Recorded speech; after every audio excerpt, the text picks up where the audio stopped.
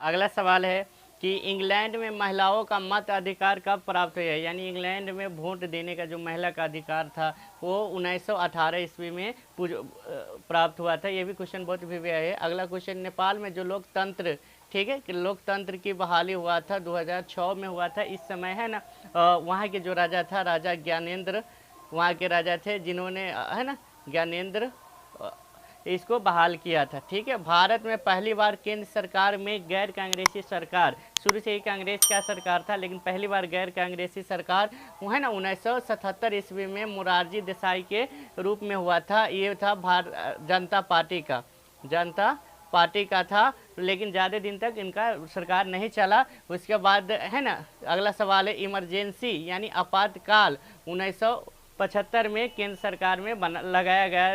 उस समय प्रधानमंत्री जो थी इंदिरा गांधी थी। ठीक है, उसके बाद भारतीय जनता पार्टी का जो चुनाव चिन्ह है वो कमल का फूल है। इसका जो शुरुआत किया गया था 1980 ईस्वी में इस पार्टी का शुरुआत किया गया था और इसका पहला अध्यक्ष अटल बिहारी वाजपेयी थे। ठीक है, उसके बाद कांग्रेस का जो अभी हम लोग देख रहे हैं उसका चुनाव चिन्ह है हाथ का पंजा, चुनाव चिन्ह है। ठीक है, इसका जो शुरुआत किया गया था 1800 कितना में 85 ईस्वी में, जिसका प्रथम अध्यक्ष WC बनर्जी यानी भूमेश चंद्र बनर्जी था। फिर संपूर्ण क्रांति जो बिहार में बहुत ही संपूर्ण क्रांति हुआ था 1974 ईस्वी में, जिसका नेतृत्व है ना जयप्रकाश नारायण ने किया था।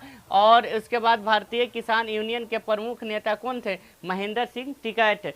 ठीक, उसके बाद भारत में किस प्रकार का लोकतंत्र है? तो भारत में अप्रत्यक्ष लोकतंत्र है। ठीक है, और दुनिया वर्तमान समय में सिर्फ एक देश है जहाँ पे प्रत्यक्ष लोकतंत्र है, वह है ठीक है स्विट्जरलैंड, जहाँ पे प्रत्यक्ष लोकतंत्र है। अप्रत्यक्ष मतलब होता है कि है ना डायरेक्ट सरकार को नहीं चुनता, पहले उसका प्रतिनिधि मंत्री या विधायक को या सांसद को चुनते हैं, फिर वही सांसद मंत्री क्या करते हैं, वो अपना सरकार बनाते हैं। इसको बोलते हैं अप्रत्यक्ष। अप्रत्यक्ष मतलब कि डायरेक्ट हम सरकार को वोट देते हैं। ठीक है, उसके बाद गौरवपूर्ण क्रांति कहाँ हुआ था? तो इंग्लैंड में हुआ था।